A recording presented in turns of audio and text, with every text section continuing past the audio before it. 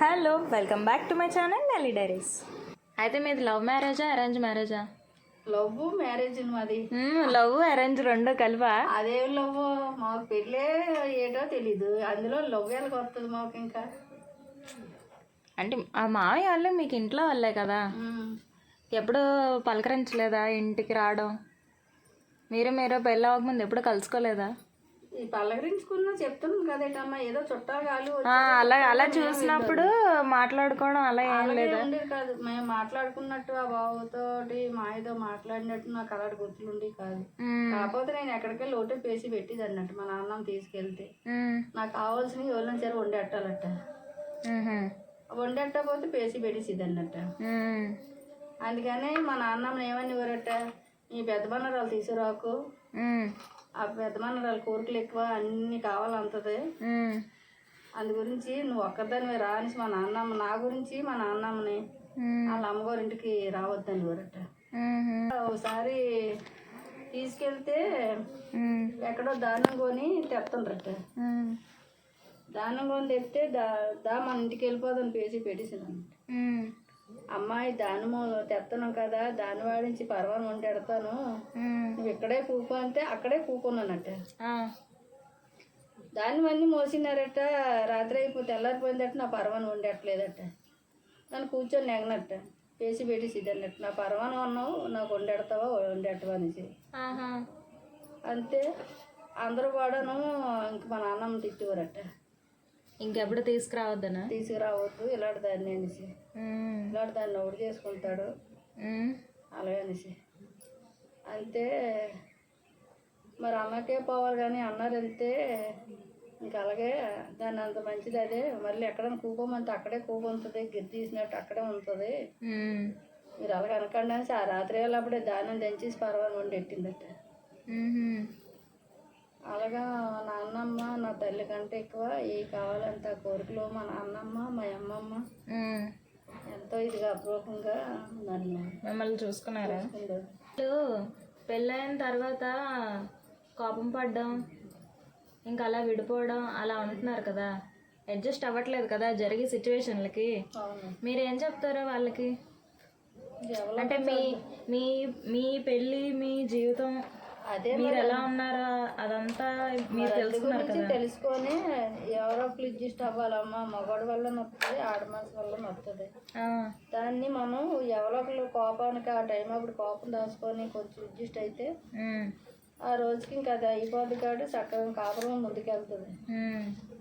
లేదు నేను ఇలాగే ఉండాలని చెప్పిన మాటలన్నీ ఆలకించి ఎవరైనా ఏమని చెప్తారు, ఆ చెప్పిన మాటలు ఆలకించి ఆ పిల్లాన్ని అండడం, లేదా చెప్పిన మాటలు ఆలకించి మొగుడు మీద తయారవడము, ఇలా భార్య భర్తల్లోనూ లేనిపోని కలహాలు వస్తాయి, లేనిపోని తగులు వచ్చి పడిపోతాయి. అలాంటివి లేకుండా వాళ్ళిద్దరూ కూడా ఒకరికొకరు అర్థం చేసుకొని ముందుకు సాగితే వాళ్ళకప్పుడు కూడా ఏమి జరగదు. తల్లిదండ్రులు కూడా మంచి మాటలు చెప్పాలి, మంచి మాటల్లోనూ పిల్లలు అడ్డసంగా తిరిగినా మంచి మాటల్లోనూ దారిలో నెట్టాలి. అది అలాగ వెళ్ళినాడు పిల్లలు బాగుపడతారు, ఆ తల్లులకి కూడా సుఖం సంతోషాలు ఉంటాయి. పిల్లలు బాగుంటే కదా తల్లులు బాగుంటారు. పిల్లలు అక్కడ ఏదో బాగోలేనప్పుడు ఏదో ఉద్యోగాలు పంపిస్తారు, ఆ ఉద్యోగాలు కాడ ఏదో ఉంటారు, వాళ్ళిద్దరికిద్దరు ఒంటరిగా ఉంటారు, తెలిసి తెలియని వయసుల్లో ఉంటారు. అలాంటి మేనమా ఏదో చెప్పాలి. ఒకదాని రెండుకి మూడు అన్నట్టుగా ఏమో చెప్పి వాళ్ళిద్దరిని ఏదో రకంగా ఎడదీసినట్టు మాట్లాడితే అవి ఇంకా ఎక్కువైపోయి వాళ్ళలోను. అది మొత్తానికి మూడో వ్యక్తి మాటలు వినకూడదు, పట్టించుకోకూడదు అని అంటారు. పట్టించుకోవచ్చు, తల్లిదండ్రులు చెప్పినవి అలాగని పట్టించుకోవద్దు అని అన్నాం. అది మంచిదే ఉంటాయి, చెడ్డవి ఉంటాయి. అయ్యే తెలుసుకొని మాట్లాడి మనం ప్రవర్తించాలన్నమాట. అయ్యి వాళ్ళమ్మ కన్నిది వీళ్ళమ్మ వాళ్ళు కన్నోళ్ళే ఉంటారు. వాళ్ళు చెప్పుకోమని ఎవరో చెప్తారు కానీ అందరూ చెప్పరు. కాకపోతే అది అందులో మంచి ఎటు ఉందో చెడ్డ ఎత్తుందో అది తెలుసుకొని పిల్లలు ఇప్పుడు ఇన్నాళ్ళు జనరేషన్ కాదు కదా, ఇప్పుడు వీళ్ళు చదువుకుంటుండ్రు. చదువుకొని తర్వాత వయసులు కూడా చిన్నప్పుడు పెళ్ళి చేయలేదు, వయసులు కూడా ఎక్కువ అయిన తర్వాత పెళ్ళిళ్ళు చేస్తుంటారు, ఒకరికి ఇష్టపడిన తర్వాత చేస్తుంటారు. అలాంటప్పుడు వాళ్ళకి ఏంటంటే పెళ్ళంటే ఏటో పిల్లలంటే ఏటో అన్నీ తెలుసు. తెలిసిన దాని మీద భార్య అనేది ఒక మాట అన్నా భర్త సర్దుకోవాలా, భర్త ఒక మాట అన్నా సరే భార్య సర్దుకోవాలి. భర్త కష్టపడి వస్తుంటారు కదా, అయ్యో నా భర్త ఇంత సాయం చేస్తుండ్రు, పైకి వచ్చినోడిని ఏమంటాం అనేసి భార్య ఆ భర్త తాలి కష్టం తెలుసుకొని మాట్లాడాలి. అయ్యో నా భార్య ఎంత ఇంట్లో నుండి వ్యాపారం అంతా చూసుకొస్తుంది, నేను కష్టపడినా ఇంట్లో అన్నీ సరిపెట్టుకుపోయింది నా భార్యే కదా, అలాంటప్పుడు నా భార్యని ఒక మాట అనకూడదు, నా భార్యని ఎంతో ఇంట్లో చూసుకోవాలి కదా. ఓ తల్లికి మళ్ళీ మన కుటుంబం తెలిసింది ఓ భార్య రూపంకే కదా వస్తుందని ఆ భర్త కూడా అర్థం చేసుకొని ఆ భార్యని అప్రూపంగా చూసుకోవాలి. మామయ్య మిమ్మల్ని అలానే చూసుకున్నారా? మామయ్య అలాగే చూసుకుంటాడు. ఆ విషయంలో అయితే మాకు మమ్మల్ని చూసుకోవడానికి చెందడానికి మా ఇద్దరం ఒకళ్ళు ఇడిసి ఒకళ్ళు ఉండలేము ఎప్పుడు కూడా. కాకపోతే ఇంకా అలాగే మాదొక మధ్యలో కొన్ని అలా అవడం వల్ల అలా ఉంటున్నారు. కొద్ది అంటే ఏం లేదు, ఎవడని ఏమని చెప్తే ఈ పని చేసేద్దాం అంతా ఆ పని కాడు తోడు పారిపోవడం, ఇంకా ఆడేదో ఆడ మంచి పని చేసాడు ఆడంతాను ఆడనే ఎదటోళ్ళని మంచి పని చేసి ఎదటోళ్ళు పెద్దోళ్ళు అవ్వాలని చూసి కానీ ఇప్పుడు ఈ పని చేస్తున్నాను, నా భార్య ఏటో నా పిల్లలు ఏటో ఈ 10 రూపాయలు అట్టుకెళ్తాను ఇంట్లోనూ, నా పిల్లల పనికి వస్తుంది లేదా నా భార్యకి పనికి వస్తుంది. ఈరోజు మేము కష్టపడితేనే కదా రేపు పొద్దున్న నా పిల్లలు నా భార్య సుఖపడుతుంది అనే మనస్తత్వం అతను కాపోయింది. మీరు సర్దుకుపోయారు కాబట్టి మీ పిల్లలు పెద్దవాళ్ళు అయ్యారు, వాళ్ళకి మేము వచ్చాము. మరి అందుకే నా పిల్లల్ని పూర్తిగా నన్ను ఏం చేసుకోలేకపోయాను, పూర్తిగా అనుకుని చదివించుకోలేకపోయాను. నా పిల్లలు సగం కష్టాల్లో పడిపోయి ఉన్నారు. అదే నా మనసు తీగుతుంది, వాళ్ళకి పూర్తిగా అనుకున్న స్థాయిలో నేను చేయలేకపోయానేసి నా బాధపడుతున్నాను.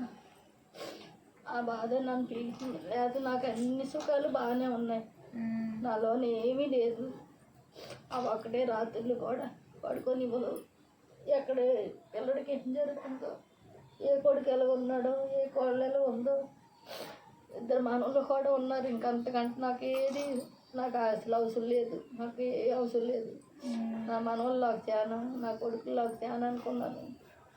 అది చాలా నా సంతోషానికి. నేను ఇలా చచ్చిపోయినా నాకు పర్వాలేదు, అంత ఆనందంలో నేను ఉంటున్నాను. కాకపోతే నా కొడుకులకి కష్టాల్లోనూ వ్యవసాయం చేసుకున్నా సరే తృప్తిగా ఉంది అన్నట్టు అనిపిస్తుంది. రోజులకి ఈ ఉద్యోగాలు అలానే ఉంటాయి, అప్పుడులో మీకు ఏం అనిపించదు? వాళ్ళ శుభ్రంగా ఆ రోజుల్లోనే నాకు నా భర్త ఆ టైంలోని మీకు అదే కష్టంగా అనిపిస్తుంది. నాకు ముందుకు కానీ తెచ్చి నాకు ఇచ్చినట్టయితే నా పిల్లలు ఇంకా నేను బాగా చదివించుకుందును అని ఒక నాలోని మట్టుకి నాకు ఏకన ఉంది. ఎందుకమ్మా అప్పుడే నేను ఉద్యోగాలు వద్దు మీకు, వాళ్ళకి ఉద్యోగాలు రా, నా పిల్లలకి అయిందో వాళ్ళకి ఉద్యోగాలు వాళ్ళకి వచ్చాయి. వాళ్ళు చదువుకున్న వయసులోనూ వాళ్ళకి ఉద్యోగాలు వచ్చాయి. ఆ ఉద్యోగం చేయడం నాకు ఇష్టం ఉండేది కాదు. ఇంట్లో పరిస్థితులు పెట్టి ఆ బాధ్యతలు తీసుకొని వాళ్ళు ఆ ఉద్యోగాల్లో సెటిల్ అయిపోండ్రు. అమ్మ అంతకాడు నువ్వు చదివించుకోలేబెట్టమ్మా, అంతకాడు నువ్వు చేయగలబెట్టమ్మా అలాగనేసి ఇంకా వాళ్ళు ఆ రోజులు బట్టి మీరు ఎలా కష్టపడుతున్నారో చూసి వాళ్ళు అర్థం చేసుకున్నారు. అర్థం చేసుకొని చదివి టైం అప్పుడే ఉద్యోగం రావడం వల్ల చేస్తారు. వాళ్ళకి మంచి సౌఖ్యంగా ఏం చేయలేకపోను. అది మట్టుకు నా జీవితంలో నేను ఇంకా మంచి తల్లిగా అనిపించుకోలేకపోతున్నాను. నా జీవితానికి అది మట్టుకి నష్టంగా ఉంటుంది, కష్టంగా పేనంలో కష్టంగా ఉంటుంది. వాళ్ళ గురించి ఆలోచించిన చేసిన రాత్రులు నిద్ర పట్టదు, ఏదో ఉన్నానా తిన్నానా అన్నట్టు అయిపోతుంది. మీ పిల్లలు ఏ రోజు అని అన్నారా మిమ్మల్ని నువ్వు ఇలా సరిగ్గా చదివించకపోవడం వల్ల ఇలా ఉంటున్నాము అలా? నా కొడుకులు ఏ రోజు అనలేదు కదా. నా కొడుకులు బంగారం ఒక్కెత్తు, నా కొడుకులు అసలు నిజంగా మా బుద్ధులే లేవు. నా కొడుకుల దగ్గర వాళ్ళ తండ్రి గురించి కానీ నా గురించి కానీ. మరి ఎందుకు బాధపడ్డానికి? ఇప్పటికి ఎలా జరుగుతుంది కదా. వాళ్ళ పనులు చూసి నాకు ఎందుకు చదువుకోని వాళ్ళు శుభ్రంగా హాయిగా ఉంటుండ్రు, అన్నీ ఉండి తెలివితేటలు ఉన్నాయి, ఫస్ట్ ర్యాంకు చదువుకునేటప్పుడు అందరికంటే ఫస్ట్గా చదవాలమ్మా అనేసి రాత్రులు పొగలు చిన్న లైట్లు వేసుకొని కష్టపడి చదివేవారు.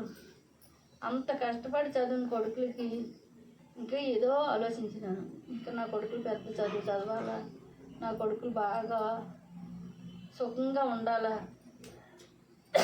నా కళ్ళెదటనే కాకపోయినా వాళ్ళ పిల్లల్లో చదివించుకున్నట్టు మంచి స్థాయిలో ఉండాలన్నట్టుగా నేను ఏదేదో అనుకున్నాను. కాకపోతే భగవంతుడు అనుకున్న కాడికి ఎట్టాడు కానీ ఎక్కువ కష్టపడడం వస్తుంది, తక్కువ సుఖం వస్తుంది.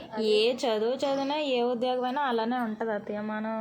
మనం చెప్పలేం కదా ఇదే సింపుల్గా ఉంటుంది, ఈ జాబ్ బాగా కష్టం, ఇది చేయకూడదు అని మనకు తెలియదు. ఎవరికి వాళ్ళు ఆ జాబ్ కష్టంగానే అనిపిస్తుంది. తెలియని వయసులో నా ఉద్యోగాల గురించి నేను చదువుకోపోయినా సరే మీరు మట్టుకి సుఖంగా చెయ్యండి బాబు. సుఖంగా చదువుల గురించి వైజాగ్ వెళ్ళండి, లేకపోతే హైదరాబాద్లో చెయ్యండి. ఏ ఉద్యోగాలు చేసినా సరే నేను మిమ్మల్ని ఇంజనీర్గా చూడాలనుకుంటున్నాను. నాకు చదువు అంతా ఏటో తెలియదు, నాకు ఉద్యోగం అంతా ఏటో తెలియదు. కాకపోతే మిమ్మల్ని కోటు సూట్లో చూడాలనుకున్నాను. అది నా కోరిక ఉంటే కావాలి బాబు అనేదాన్ని. కానీ నా కోరికలాగే ఉన్నట్టుంది. నేను ఇప్పుడు తీర్చుకోలేకపోతున్నాను. అయినా పర్వాలేదు, భగవంతుడు నాకు మంచిదే ఇచ్చినాడు. నా కొడుకులు ఇద్దరు మంచోళ్ళు, గుణవంతులు, బుద్ధిమంతులు.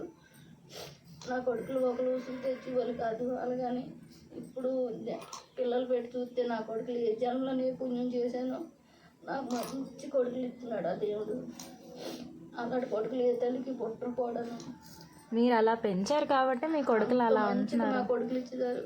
నా కొడుకుల విషయంలోనైతే ఇంక నేను ఏ జన్మలోనో ఇంక నేను పుణ్యమే చేసుకున్నాను.